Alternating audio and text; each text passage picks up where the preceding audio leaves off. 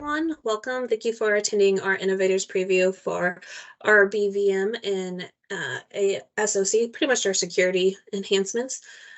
Today, you'll be able to hear from our product management team on what Q1 enhancements we have for 2024. But before I do that, I am going to go over some other opportunities you have as an innovator. I also do want to call out that this call is being recorded, and we will be sending the link out once we have the recording available. So be on the lookout for that as well. Okay, so what's new and coming in Innovators Engage? We have another innovator preview for Ivanti Neurons happening tomorrow. So if you haven't registered for that, please hop on to Innovators Engage and register if it pertains to you. We also have an opportunity for you to speak to our UX research team going on right now. If you're using NDM, please complete that challenge within Engage, and you'll be able to talk to our user research team. And just something that's a little bit more fun, lighthearted, share your 2024 goals. What are you doing in this new year, whether it be work-related or personal, and the discussion forums on Engage.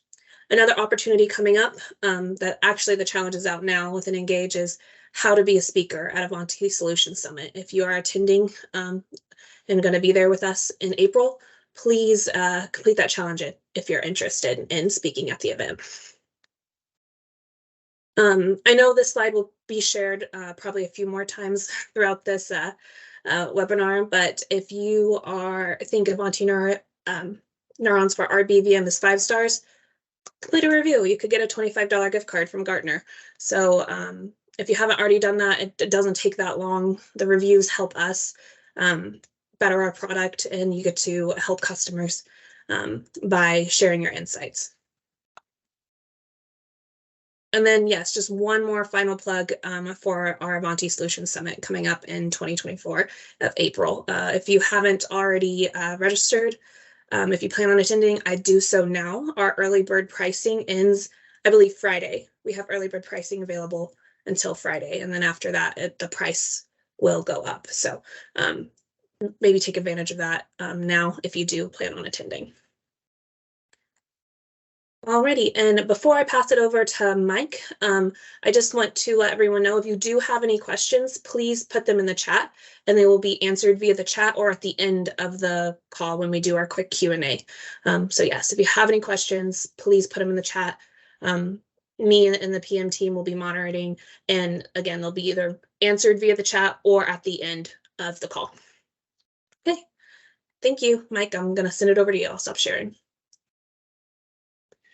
So the quick agenda here, go over. So we'll touch on Ivanti Neurons for RBVM and ASOC. Then Chris will go into patch management, Neurons for patch management, and then we'll end up with patch for Intune. So we'll get right into it. I'm gonna talk just for a second about RBVM and ASOC, just to make sure that everybody's on the same page. First of all, they're very long names, so that's why we use the acronyms. They stand for Risk-Based Vulnerability Management, and ASOC is Application Security Orchestration and Correlation. So I will no longer say those very verbose names to you, but we'll use RBVM and ASOC. What RBVM and ASOC are essentially a tool for you to bring in third-party data. And that third-party data from all of your security tools, your EDRs, your regular scanners like your Qualys, your Nessus, your Nexpos. On the app side, it could be Sneak, it could be various SaaS, DAST, OSS, and container tools.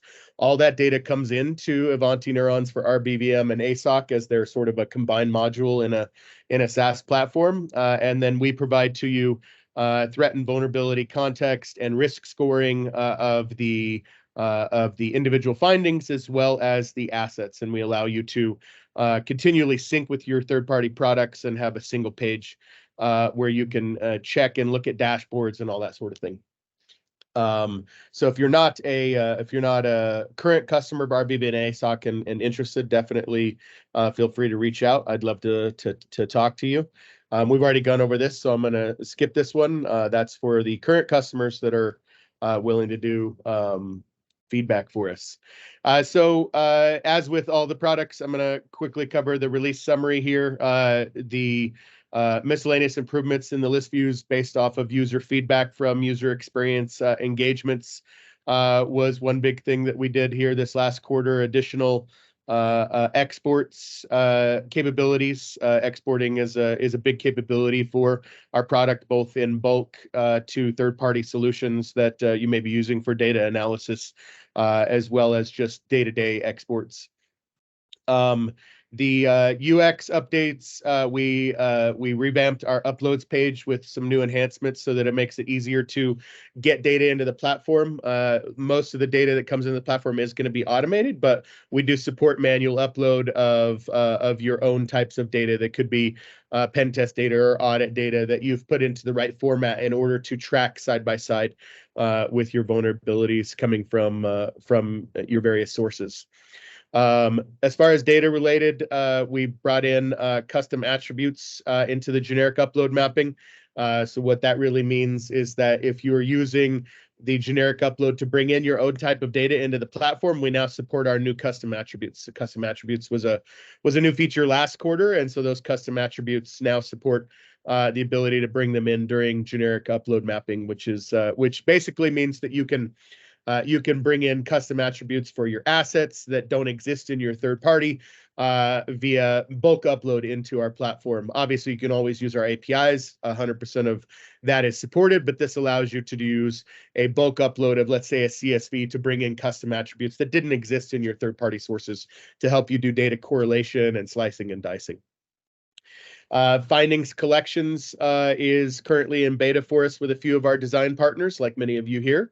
So we're working on that, and that's a way to a new way that we have that we've innovated with to be able to do automation around a collection of findings, and so that collection of findings is defined however you want it. So pretty excited to have that in current beta right now. On top of that, finding collections, the first automation that we're doing is the Jira auto ticket creation. We will continue to do auto ticket creation for all of the things that we support, including ITSM for UITSM customers. So yeah, definitely working through each and every one of those. The multi-client dashboard updated UX version is currently in its final stages of testing and ready for the people that have access to that. And I saved the integrations for last because, again, that's sort of the heart and the core of what RBVM and ASOC is, as we pull data from many, many, many sources.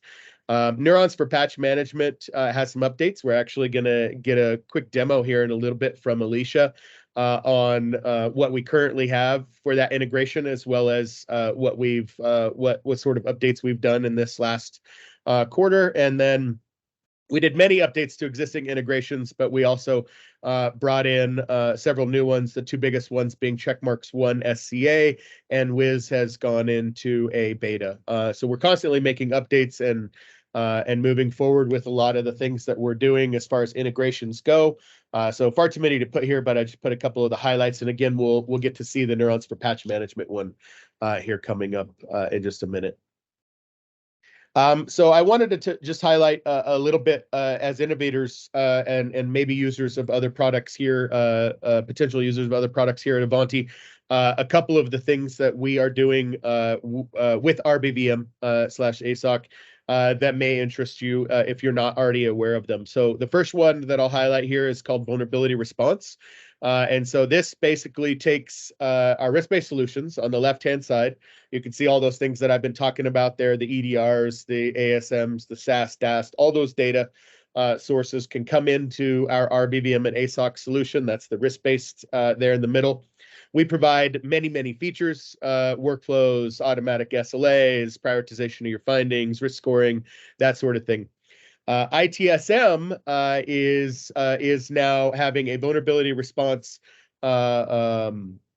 capability that can pull data from our risk-based solutions, or RBVM, and pull it over into ITSM, into the security events table, and then based on definitions inside of ITSM, can do auto creation of tickets, auto creation of security incidents, and then can, even through its own capabilities, ITSM capabilities, create those ITSM tickets, but can also then create Jira and Azure DevOps tickets as well. So a very good way to hook into your risk-based solutions and your ITSM, and have everything sort of synced into the same place, right? If you have a Jira ticket and an Azure DevOps ticket for the same type of situation, you can have them linked to a single security incident. So it makes it a lot easier to be doing that. And the final piece that we're putting in place here in this quarter, not in the one that just released, but in this next quarter, is that bi-directional piece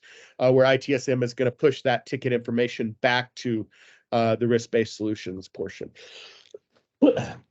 So pretty excited about that one. And then the one that we're going to get a quick look at here in just a second is our RBVM and patch integration. So Alicia's going to show us the integration, and then we're going to follow up with Chris, who's going to show us and talk to us about Neurons for Patch Management itself, which is what the integration is with. And this just gives you an idea of what's happening here. So as I mentioned, in RBVM and ASOC, we're pulling all of these findings from your third-party sources, and many of them are yielding CVEs. And while today we don't have an asset link between RBVM and patch at this time, something that we're definitely looking at, the capability to analyze the CVEs that are coming in from your EDRs, from your scanners, from these sorts of things, and to be able to add them to patch groups inside of Neurons for Patch Management, or even create and populate new patch groups inside of Neurons for Patch Management, depending on your configuration of the setup, which Alicia is going to show us here in a second, is a very powerful way for the security team, or whoever they may be, for the people that are using RBVM and ASOC, to help facilitate putting things into an integration or a lab patch group that allows the communication of, hey, these are really important CVEs. They just came through in Patch Tuesday, for example, from yesterday, and we need to get them patched ASAP. So from the point they come in from the EDR, they can be pushed over to a Ring 1 patch group, or an integration or a staging patch group, and or added to one very easily, which is pretty exciting, and kind of where we started with this. So I'm going to stop sharing my screen, and I am going to let Alicia walk us through that for a few minutes, and then we'll move on to Chris and talk about patch management. I'm showing the current patch management integration configuration page. So if you're ready to set up the connection between Ivanti Neurons for Patch and RBVM, you would set that up and enter the information for the URL and get that secret key put in here. And once you've established that connection, you have the options here to allow users to create new patch groups or not. So you could limit your users so that they could only affect certain patch groups that you had designated. You can click here and choose those groups that you want to say only allow them, for example, to mess with a specific group or two that you want them to be able to add CVEs to. You could also do a negation of patch groups, which is basically saying you want them to be able to affect any patch group except these that you've chosen.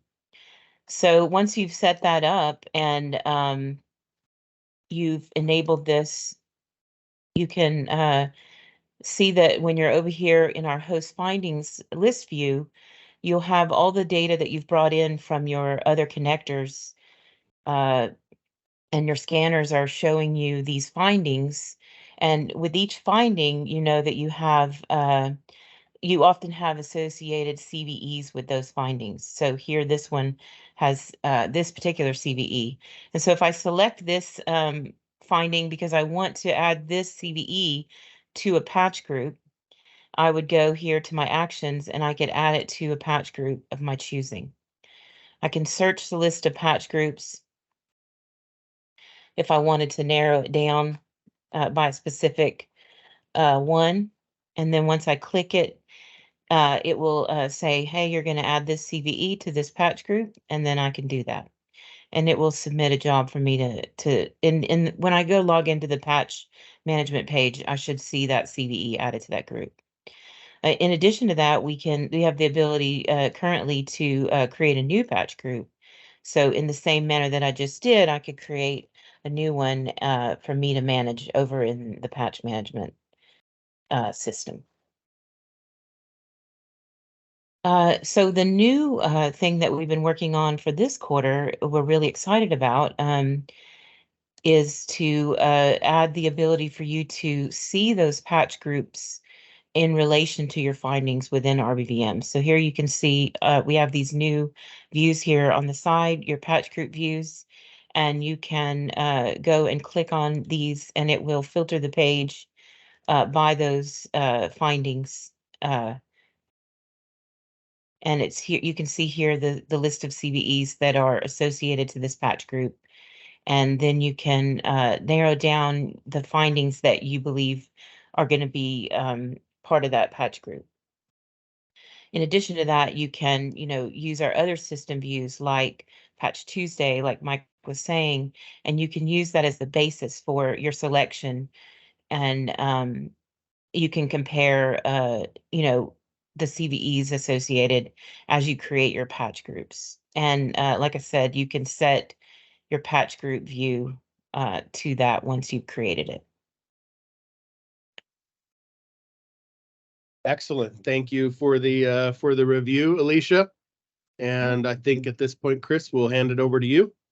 I'm going to give you a quick update on what features we've got coming out in this release, and then I'm actually going to jump in and demo that. So yes, today I am playing the part of Sam. Many of you who know Sam very well. Unfortunately, Sam left us in December, so I am working on getting a replacement for Sam. But yeah, she is definitely going to be missed. I know a lot of you did interact with her, so I'm going to try to do a Sam level quality job here. I might even throw a few Samisms into the mix. So starting off just a high level, we've got a release this quarter that's very much focused around Linux. We do also have a few enhancements that are coming in on after we released macOS support. We've got a few things that we added there. So we're going to talk about that. macOS Sonoma support and the ability to always reboot or force the reboot for the macOS update maintenance window as well. So I'm going to show you a couple of things there. And from the Windows patch side, another very highly requested an addition here to exclude patches via patch group. We'll talk about that one a little bit more as well. So a couple of very good things that we got coming here, and I know Sam worked with a number of you on a lot of this. So first off, Linux support. We refer to this internally as patch to zero, and really all that means is we're going from a content-based approach to a contentless approach. The Linux world is very different than Windows or Mac. Now, obviously, I know Mac is built off of a Linux distro, but it is very much controlled by Apple, and they have a very content-based approach into how they're doing things there as well. The Linux world, it's kind of the Wild West. It's open source. They can, you can have different vendors releasing a variation of an RPM specific to their organization. So I know some of you are in the healthcare space. A great example of how that affects the Linux side. If you're running Epic, the way that you're doing updates there, you could have the regular Red Hat repository, or you could have, in the case of a system that's running the Epic system, you could have the Epic variation of those same RPMs. Completely different set of content, minor variations to it, and it makes it so that content-based approach is very difficult. Why am I going to all this detail? Well, it means that as we go into this, the experience is a little bit different when we get into Linux than what it'll be with Windows and Mac. So with this release, we are adding in the ability to update your policies with a Linux configuration. You're going to be able to deploy Linux agents to a number of flavors and versions.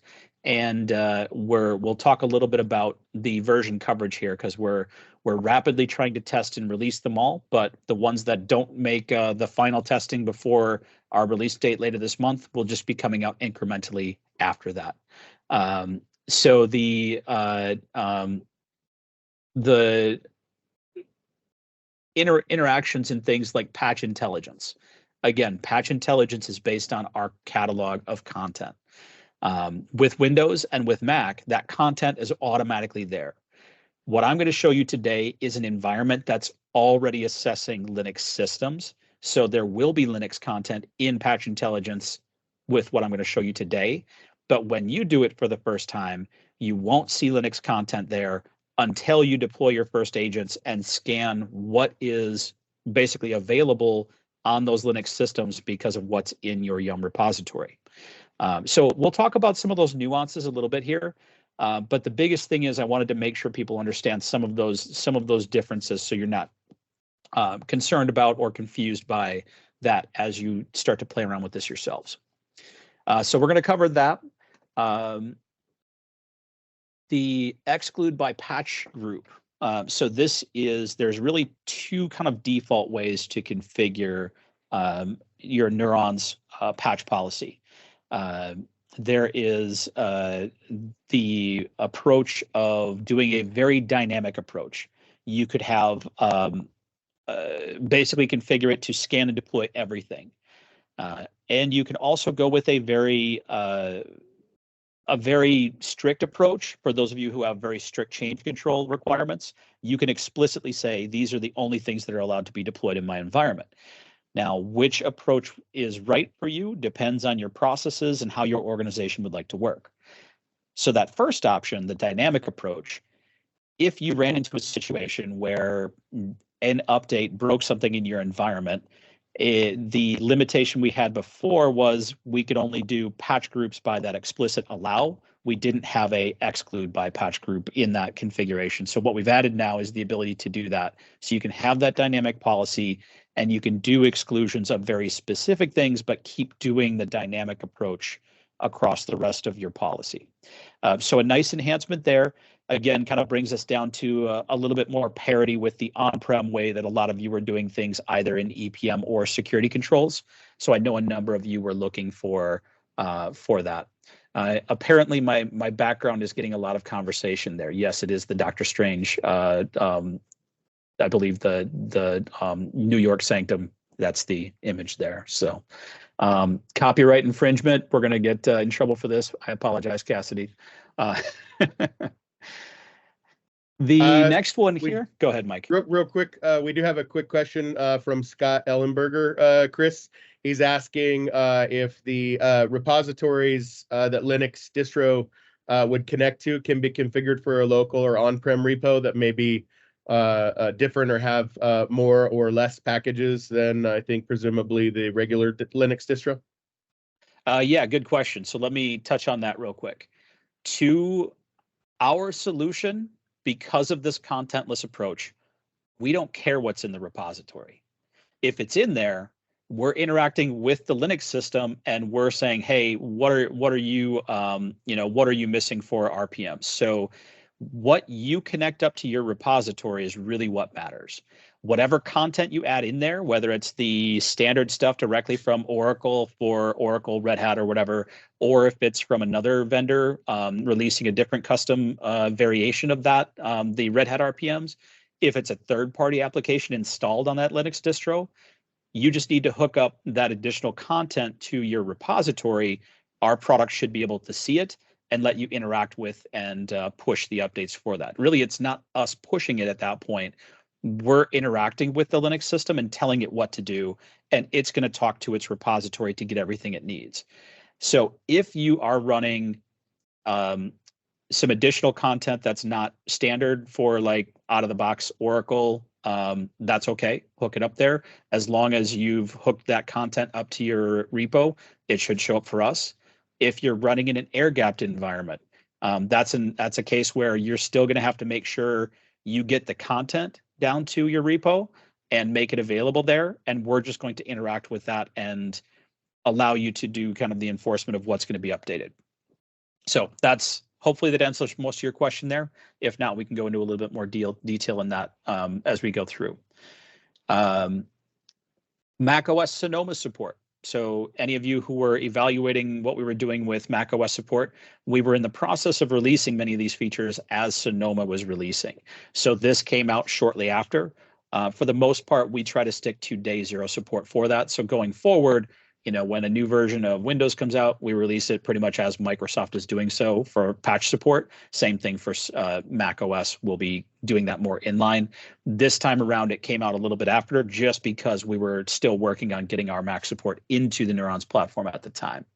The additional feature that we did add there, though, and I'll show you this when we get into the policy demo here in just a second, is under patch configurations for Mac OS, you now have an ability to do an always reboot. When we launched it, we launched with a reboot only when necessary kind of option. Now we're going with an ability to enforce the reboot no matter what the state is of the machine. You can force that if you want to.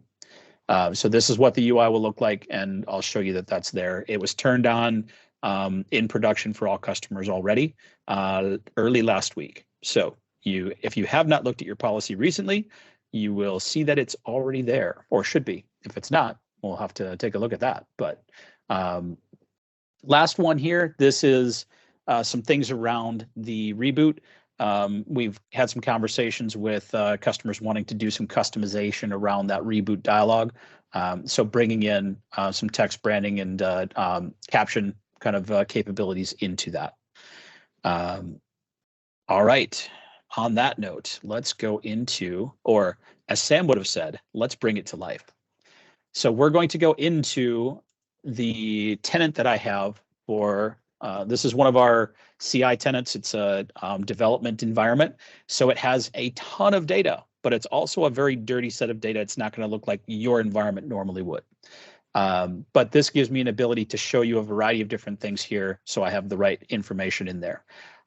So first thing, let's jump over to patch intelligence first. I'm going to start here.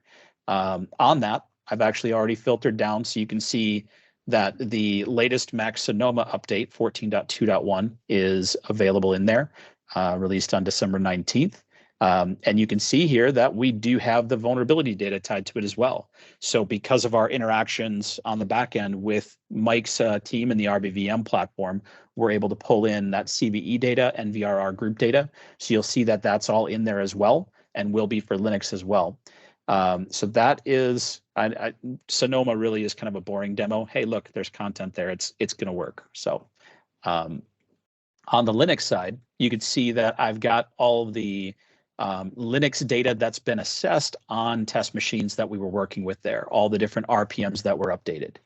And there can be a lot of them. I believe some of the test systems they're working with have as many as 400 plus RPMs missing on them. So that's sometimes overwhelming with Linux, but that's all available in there. So if I filter this down to, let's look at just Linux for a second, and we'll look at things with any or also having an exploited CVE. And we can see here again that Linux content filtered down now to specific Linux updates that have a CVE associated with them. And you can see here, this one in particular does have an exploit tied to that, at least one of the CVEs in there as well. So if we drill into that, we can see that same level of risk information that you guys expect on the Windows and Mac side. In this case, CVE 2023-4911 it's a critical VRR group and 9.18 score. The exploit was published on October 3rd, 2023, and it is a remote code execution vulnerability. So you get that same level of visibility. The key there is, once you start scanning, all of this populates on the back end. We pull the results in and we marry that up with the data from the RBVM side to give you that visibility. All right, so we have Linux systems fully working in patch intelligence. Let's go over to the endpoint vulnerability side. Here, you can see I've got a number of different Linux systems and a number of different flavors and versions. Oracle 8 and 9, you see a few of those there. We got RHEL 7, RHEL 9, CentOS 7. We are going through regression testing of those 3 flavors and multiple versions for Red Hat and Oracle, and Cent 7 for the CentOS side right now. Depending on how they get through all of that, I'll talk about other flavors here in a second. Hold on. Depending on how quickly they get through all of that, we're going to what versions we don't have fully tested with confidence by the release date later in January, we're going to release incrementally as we get them checked off and they pass testing. But that is the first family of Linux flavors we were targeting, was the Fedora family. The way that Linux works, we have to, with a family like Fedora, they're all based on that same kind of core kernel, doing the variations of that for Oracle, for Red Hat, for CentOS is minor efforts once we do the base one. Now, when we get into completely different distros, like Xavier asked about Ubuntu, we have to do a major effort to get the initial agentry and engine set up for that. Once we do that, we can do the variations of that. So the Debian family will get multiple flavors under that at some point. We are going to be coming back. Ubuntu is on our list. If you've got others, let me know. We've got a roadmap defined for the flavor order that we're targeting there. But yes, Ubuntu is in the plan, just not in this first cut. So we'll be coming back around to that. All right. So you can see I've got a number of systems here. Some missing only a few, some missing a whole lot of RPMs. If I click on any of these, just like for Windows or Mac, I can get over to the device patches view and see the deeper view of what's missing or installed for each of these, and if there's any CVEs tied to that.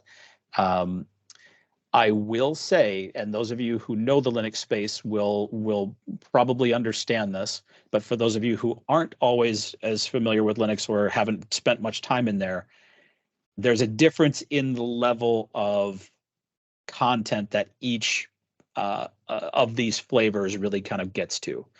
Oracle tends to do a much better job around the security level details for their streams.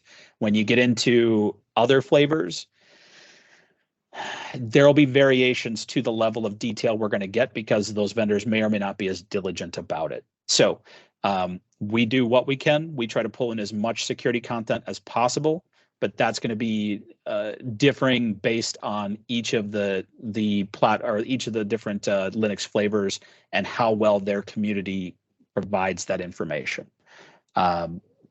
So that being said, we have talked about Linux being in there. Let's go and look at the policy configuration real quick, because there's a couple of things I want to cover real quick before we jump into a couple of the other features. All right, so I've got a Linux patch configuration here. Yeah, you're not going to have as many policies as I've got in this list. These guys are, the whole team each have their different things they're doing. But you can see now that you've got configuration for Windows, for Mac, and for Linux. We had to break these out into separate areas because each of them differ a little bit. For Linux, you've got the ability to turn on Linux patching within the policy. So if I'm going to go into edit mode for this real quick. This is currently turned on.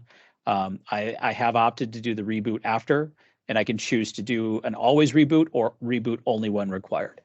If you do the kernel update, you're going to have to reboot. The kernel does require a reboot. If you're interested in having a no reboot kernel update, we have an option for that as well. It's through a partnership we have with a vendor called TuxCare, but that's a very specific approach that they're taking, and I believe Oracle is the only vendor directly who provides a live patching option, but it's only with their specific flavors. TuxCare goes beyond just Oracle with that. But otherwise, if you're patching the kernel, it's going to require a reboot. Most of the other RPMs can be patched without a reboot being needed, so that when required is typically what Linux admins are going to want to go with. But that's kind of the limit to the configuration right now. You don't see things like the patch group and everything in there yet. We're going to be working to bring those in there. So it is kind of a deploy everything model right now. We'll get it to the point where there will be more granularity available.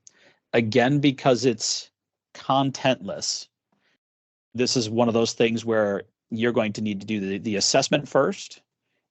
So you could turn on the ability to scan and not do reboot. So if you want to just assess for right now and get a feel for what's going on, I've now configured this policy to scan only, not remediate anything. If I turn on remediation, it'll remediate anything it finds is missing. So just approach with caution there. We will bring patch group capabilities back in. Again, one of the differences is you'd have to scan something first and then add it to a patch group. So the most common way Linux admins are probably going to be administering this is going to be using that inclusive patch group option where you let it scan, decide what things need to be deployed, add those to your patch group, and have that be the way of enforcing. That's on the roadmap. It's going to be coming in a follow-up release. We just didn't have the ability to bring it in this time frame. So touching on Mac OS real quick, as I mentioned, we had that additional reboot feature. So if you scroll down in your Mac configuration, you can see here now I've got that always reboot after an update option available. So that is on in your tenants already. If you've got a Mac configuration, we did not turn it on by default, but the feature is now there and available, so you can turn it on. And the last feature that I wanted to cover was the patch group. Let's see here. This was as far as I got in prepping for the demo. So let's see how well Chris can try or go through this real quick. I'm going to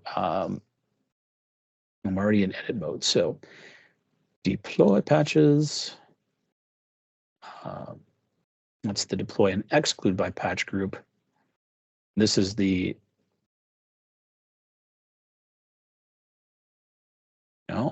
maybe I am not seeing it yet, but it might not be turned on in here yet.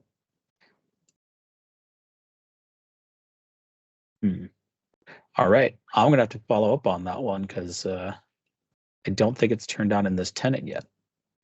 So, but the ability to oh, maybe it is here, and it's all just under this one area. So I can do a include. So that should make it yes. So now you can do the include or exclude from there.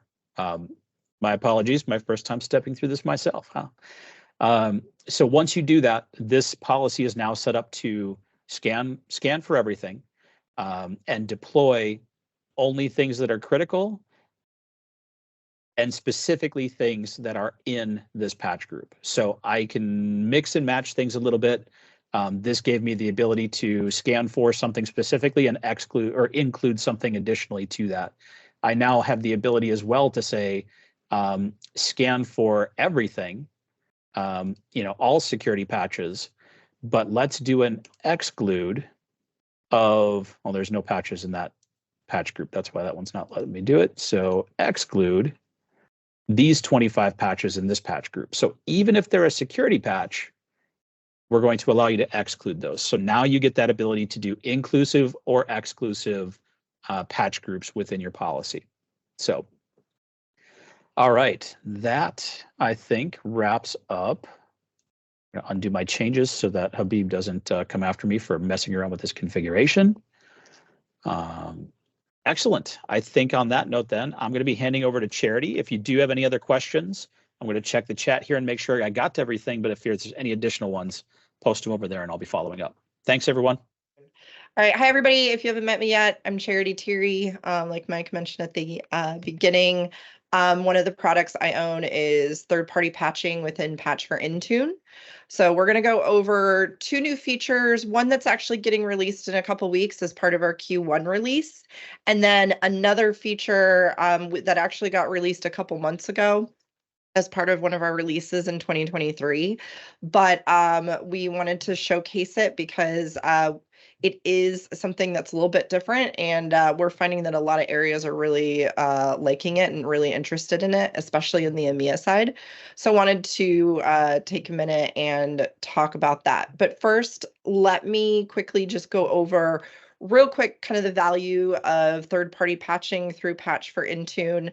I really love this slide because I think it really speaks volumes as to what the advantages on using Patch for Intune. You can see that if you are using Microsoft Intune alone, you have to do all of these items yourself. That costs time, resources. There's obviously, an element of human error there. But by having Patch for Intune as part of your third-party patching solution, you will take care of most of that for you. So down at the end is when you both have to deploy stuff from Microsoft Intune itself, but we are really providing a huge amount of resource and time savings, and really augmenting, your already existing use of Microsoft Intune if that's what you are currently on. And then these are some of the areas that we highlight when it comes to why Microsoft Intune, or why Patch for Intune can help you. We've got all the different content items that we've talked about. We've got, kind of the set it and forget it mindset.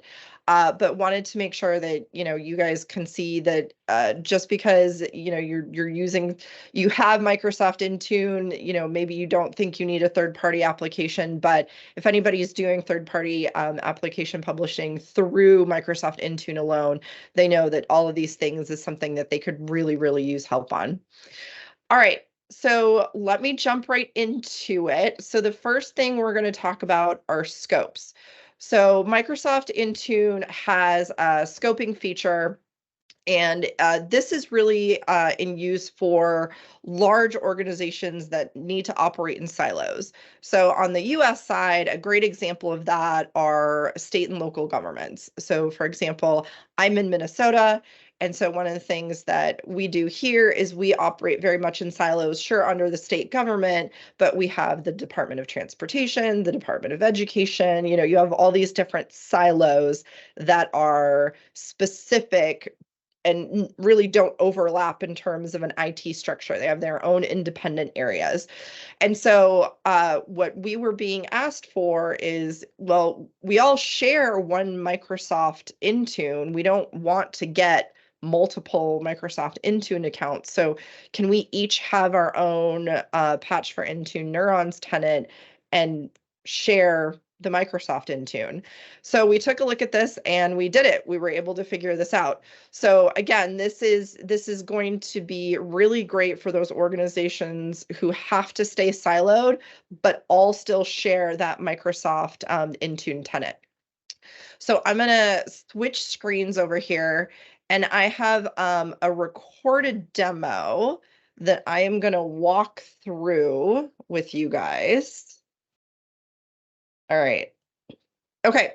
So what you can see here right now is that we're going to be playing with two scopes that are already in the Microsoft Intune Admin Center. So we've got the New Brighton scope and the Salt Lake City scope.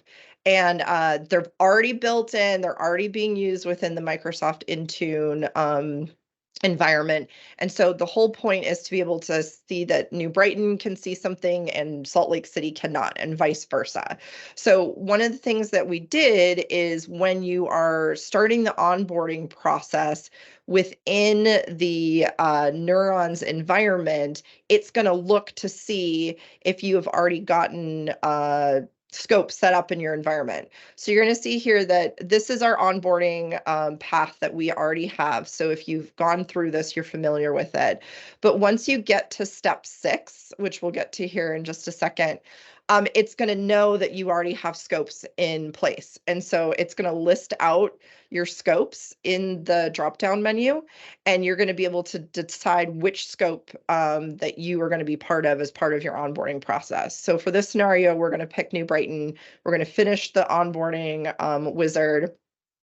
And then we're going to go over to the settings page, and what that's going to show you is where you can confirm what your scope is. So you can see right there, it's your current scope. You can change it. It's going to be a rare situation, but you are able to change it if you have the right permissions.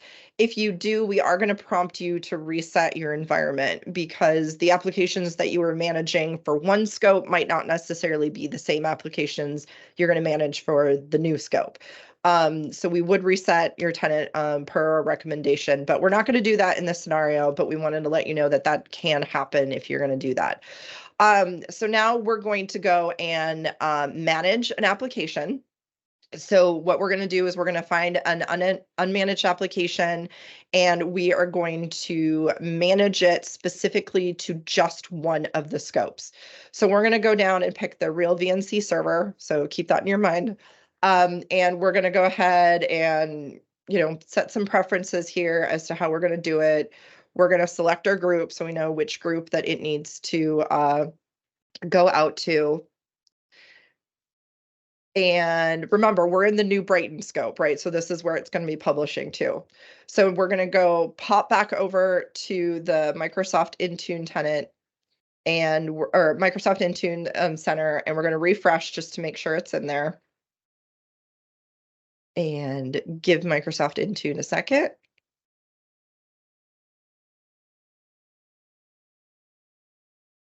And you can see up at the top right-hand side that we're in the New Brighton one. So that way you guys, are sure that it's in there. So you'll see it's going to appear here at the top of the column here once it's refreshed. See, there's the real VNC server. And once we click in this and we go inside, you'll be able to see that down in the properties, and if you scroll down, you'll see that the scope tag is labeled there with New Brighton. And then just for another quick check, we're going to swap over and go to Salt Lake City. So you can see at the top, we're in Salt Lake City now, and we're going to go to applications, and you can see we can't see that application. So even though they're still sharing this Neurons tenant, they cannot see the two different applications within it. So it's still very siloed, and you don't have to worry about, whether or not that is something that they have overlapped there.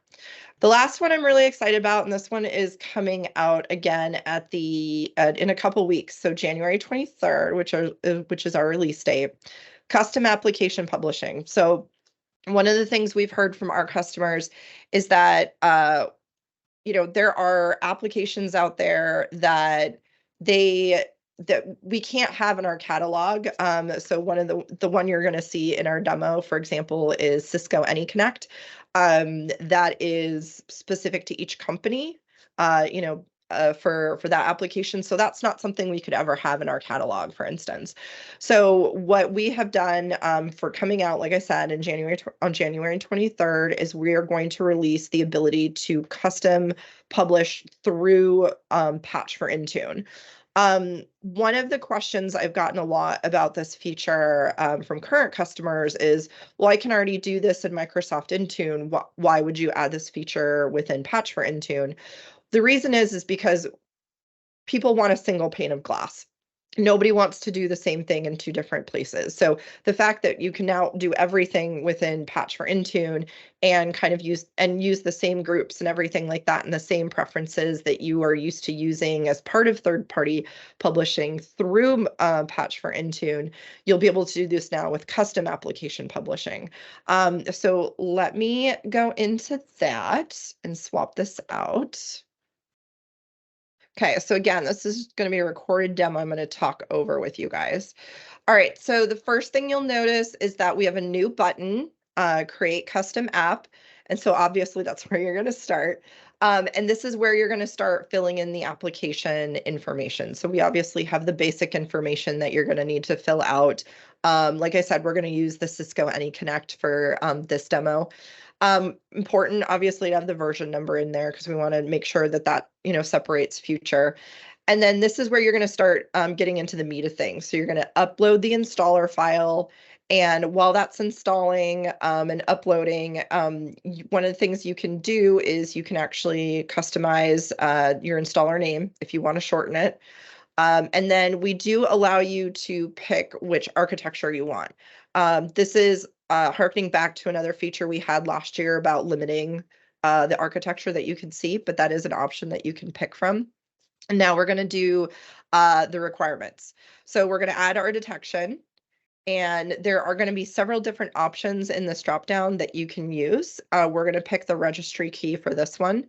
And so you're going to fill in the information that's required. Obviously, we try to keep this as simple as possible. So we only put required fields in there that absolutely were must-haves.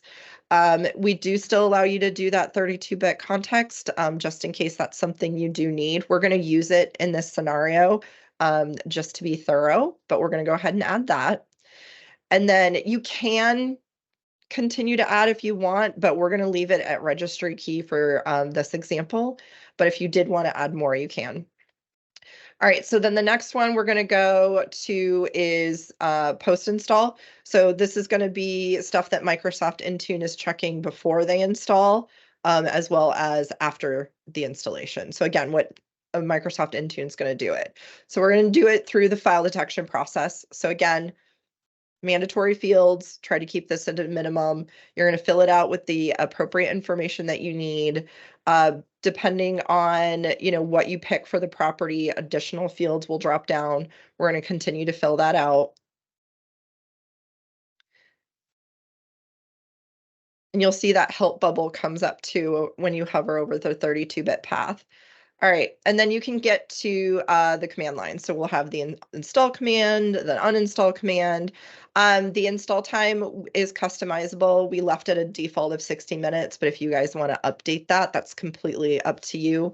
And then we offer the uninstall option on the company portal if that's something you want to offer as well. And then in the restart behavior, we gave you guys 4 different options, just depending on how you want it to work. So these are options that you can use just depending on what it is that you feel like this custom application needs to have happen with it. So we're going to go ahead and finish this part up, add the installer. They did it for the x64. If you need to do it for additional architecture, you can. We're going to leave it at the x64 in this example. And then we're going to go ahead and publish it. So we're going to go into AnyConnect. We are going to go ahead and manage it. We're going to put in our custom icon, which is another feature we added last year based on some user feedback. And so what we're going to end up doing now is picking some groups, publishing it. And while that is publishing, we're going to show you real quick that you can clone this as well. So say you have another version that comes out, instead of starting from scratch, we give you the option to actually clone it, and then you can just update it. So you can update it to the next version, hit edit, do the new installer file, and then you actually have very few things you need to change if you're going to clone it, because most everything is already in there. You do need to change the value, as we're doing here in the demo. And then, yeah, you're pretty much done at that point because everything else is already in there. You've already have all the information in there. So now you have the latest version and the older version. So we're going to hit refresh, make sure that that 4 version got published. So it did. So we're going to go check the Microsoft Intune tenant just to make sure it's there. And there it is. Lo and behold. So it is now in Microsoft Intune's hands to go ahead and publish to your environment from Microsoft Intune. And then one quick thing, we do give you 2 options to delete. There's a delete from Intune, where you can delete it from here from Intune, or you can also delete it from patch for Intune within Neurons. So there are going to be 2 different delete options. So that will pretty much wrap it up, guys. Thank you so much.